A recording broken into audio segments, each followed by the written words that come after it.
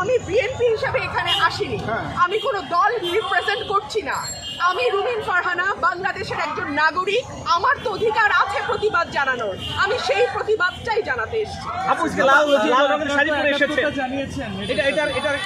লাল রক্তের রং, লাল প্রতিবাদের রং, লাল আন্দোলনের রং, লাল বিক্ষোভের রং, এবং আমার সন্তানের রক্ত ঝরেছে, আমার সন্তানরা রক্তাক্ত হয়েছে, তাদের সাথে সংহতি জানিয়ে আমি লাল করেছি। সরকার বলছে তাদের কোটা আন্দোলন দাবি মেনে নেওয়া হয়েছে, তারপরও তারা কেন আন্দোলনে? এটা সরকারকে বুঝতে হবে। গত 17 বছর তারা যে অত্যাচারের স্টিম রোলার চালিয়েছে, বাংলাদেশের মানুষকে একটা সেকেন্ড ক্লাস সিটিজেন বানিয়ে রেখেছে, দেশটাকে তার নিজের বাপের দেশ বানিয়েছে। আর আমরা যেন সকলেই এখানে অনুপ্রবেশকারী, আমরা যেন সকলেই এখানে রোহিঙ্গা, আমরা যেন সকলেই এখানে সেকেন্ড ক্লাস সিটিজেন, এমন একটা আচরণ সরকার বাংলাদেশের মানুষের সঙ্গে করেছে, তার জবাব দিতে এসেছে। সরকার বলছে যে এই ছাত্রদের কাঁধে ভর করে বিএনপি ঘরে আন্দোলন ফল তুলছে। বাংলাদেশের মানুষ আজকে একদিকে, কোন দল, কোন গোষ্ঠী, কোন ব্যক্তি না। আমি বারবার বলছি, জামাত শিবিরকে নিষিদ্ধ করে, এটা কিসের সংকেত মনে করছেন? এটা রাজনৈতিক একটা কৌশল, এবং এই কৌশলটা আওয়ামী লীগ সবসময় খেলছে, কোনো না কোনো রাজনীতি করছে।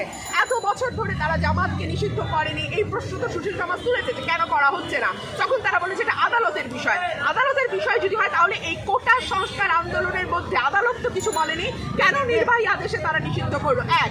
দুই হচ্ছে, বাংলাদেশের মানুষ কোন রাজনীতি নেবে, কোন রাজনীতি নেবে না, এই অধিকার কেবলমাত্র বাংলাদেশের 17 কোটি মানুষের। এটা সরকার ঠিক করে দিতে পারে। বিএনপি নেতাদের এই যে ধরপকড় হচ্ছে, এটা নিয়ে কি বলতে চান? বিএনপি নেতাদের যে ধরপকড় হচ্ছে, এটা নিয়ে কি বলতে চান? এটাই শেষ।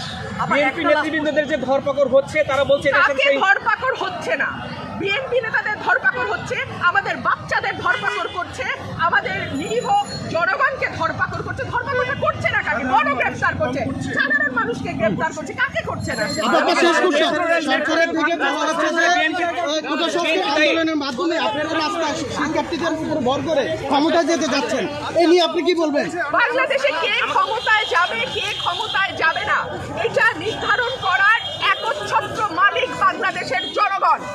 এই মালিকানা জনগণের কাছ থেকে কেড়ে নেওয়া হয়েছে বলেই আজকে মানুষ এতটা বিক্ষুব্ধ। কিন্তু আমরা এর আগে তো আপনাদেরকে রাস্তা তেমন দেখা যায় না, শিক্ষার্থীরা নামার পরে।